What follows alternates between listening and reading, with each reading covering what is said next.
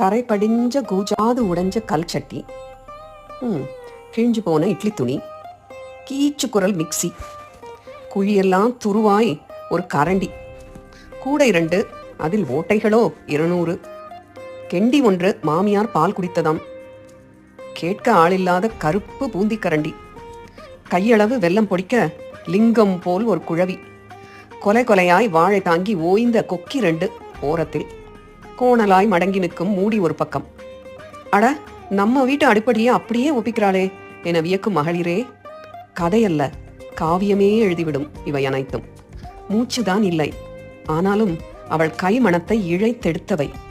உன் வீட்டில் மட்டுமில்லை, வீட்டு பெண் அவள் வருடிய இவை அனைத்தும் அத்தனை இல்லங்களிலும் இழைத்த உணவுகளோ 1000, நிறைந்த உள்ளங்களோ கோடி. கரை படிந்தால் என்ன, காது உடைந்தால் என்ன, காலம் காலமாய் கதை சுமக்கும் இவை